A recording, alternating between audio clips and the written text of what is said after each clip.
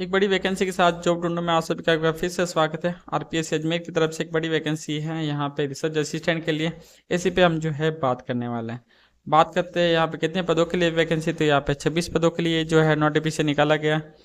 और यहाँ पे बात करें क्या क्वालिफिकेशन होनी चाहिए, क्या सिलेबस रहने वाला है और लास्ट डेट क्या रहने वाली, इन्हीं सारी चीज़ों पे हम जो है डिस्कस करने हैं। तो बात करते हैं यहाँ पे इसकी क्वालिफिकेशन क्या रहने वाली। तो यहाँ पे अनिवार्य शैक्षणिक योग्यता की बात करते हैं, यहाँ पे at least second class post graduate degree, यहाँ पे पोस्ट ग्रेजुएट डिग्री होनी चाहिए। यहाँ पे इकोनॉमिक्स या इकोनॉमिक्स एंड पब्लिक एडमिनिस्ट्रेशन, यहाँ पे sociology, mathematics, commerce and statics, इसमें जो है यहाँ पे पोस्ट ग्रेजुएट डिग्री है तो आप इसके लिए जो है एलिजिबल होंगे। इसके अलावा प्रोवाइडेड दैट है पोस्ट ग्रेजुएट इन मैथमेटिक्स और स्टैटिक्स, यहाँ पे पोस्ट ग्रेजुएट है मैथमेटिक्स या स्टैटिक्स है, शुड हैव हैड इकोनॉमिक्स और sociology as a one of the subject in BA. इसके साथ में जो है बीए में यहाँ पे इकोनॉमिक्स और सोशोलॉजी सब्जेक्ट होना जरूरी, वो कैंडिडेट जो है इसके लिए एलिजिबल होंगे। ये सारी चीज़ें आप पे मेंशन की गई हैं। इसके अलावा यहाँ पे RCIT कोर्स होना चाहिए। RCIT course conducted by Rajasthan knowledge corporation limited, awarded by Vardhman Mahaveer open university Kota से अगर आपने RCIT का कोर्स कर रखा है तो आप इसके लिए जो है एलिजिबल होने वाले हैं।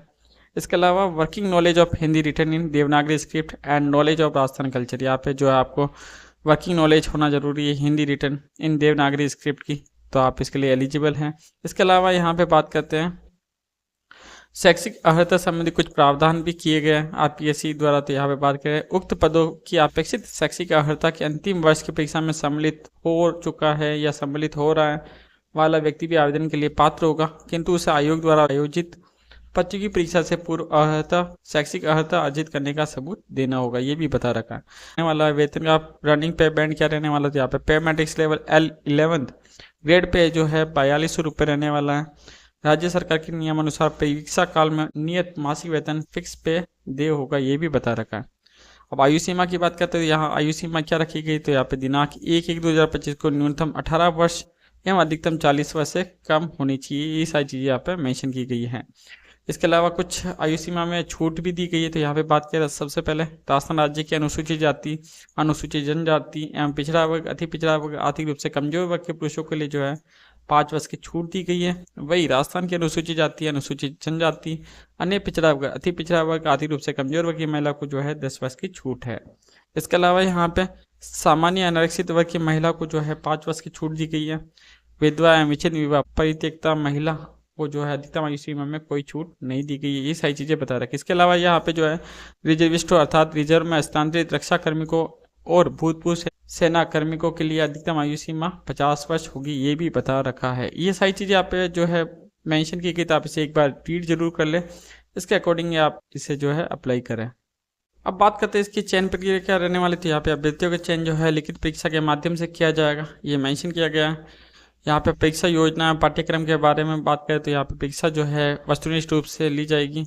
सभी प्रश्न जो है वस्तुनिष्ठ प्रकार के होंगे। ये जो क्वेश्चन पूछे जाने वाले पूरी तरह से ऑब्जेक्टिव टाइप रहने वाला है। यहाँ पे आवेदन अवधि की बात करें तो कब से इसके जो है फॉर्म शुरू होने वाले थे, यहाँ पे 15/10/2024 से दिनांक 13/11/2024 रात्रि 12 बजे तक आप इसके लिए जो है अप्लाई कर सकते हैं।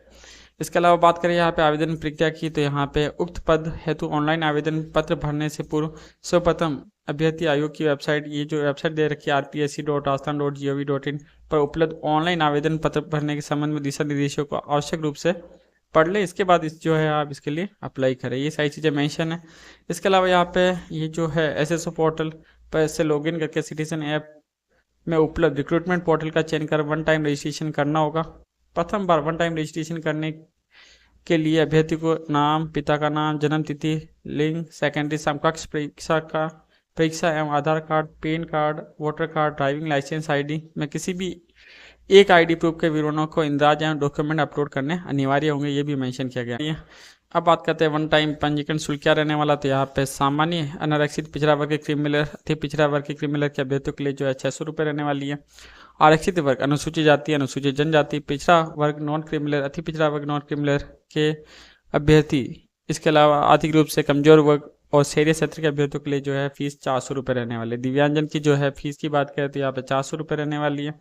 इसके अलावा यहाँ पे भी नोट में ये मेंशन किया गया कि राजस्थान राज्य से भिन्न अन्य राज्यों के अनुसूचित जाति, अनुसूचित जनजाति, पिछड़ा वर्ग, अति पिछड़ा वर्ग, आर्थिक रूप से कमजोर वर्ग के अभ्यर्थियों को सामान्य वर्ग की श्रेणी में माना जाएगा।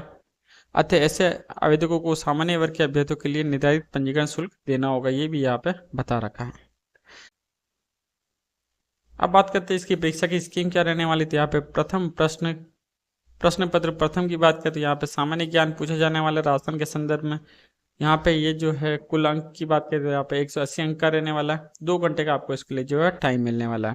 प्रश्न पत्र द्वितीय की बात करें तो यहाँ पे सांख्यिकी आयोजना कंप्यूटर से रिलेटेड जो है क्वेश्चन पूछे जाने वाले। तो यहाँ पे बात करें सांख्यिकी के जो है 210 नंबर के क्वेश्चन पूछे जाने वाले हैं। आयोजना के जो है 60 और कंप्यूटर से जो है रिलेटेड 20 क्वेश्चन जो है पूछे जाने वाले हैं।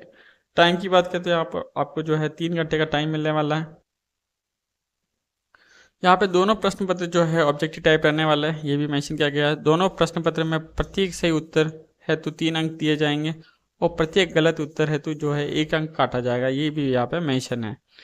आगे बात करें यहाँ पे तो प्रत्येक प्रश्न पत्र में न्यूनतम उत्तीर्णांक जो है 35% एवं लेकिन दोनों प्रश्न पत्रों को मिलाकर 40% उत्तीर्णांक होंगे, ये भी यहाँ पे बता रखा है। इसके अलावा अनुसूचित जाति अनुसूचित जनजाति के लिए न्यूनतम उत्तीर्ण 5% की जो है छूट दी जाएगी, ये भी यहाँ पे मेंशन किया गया है।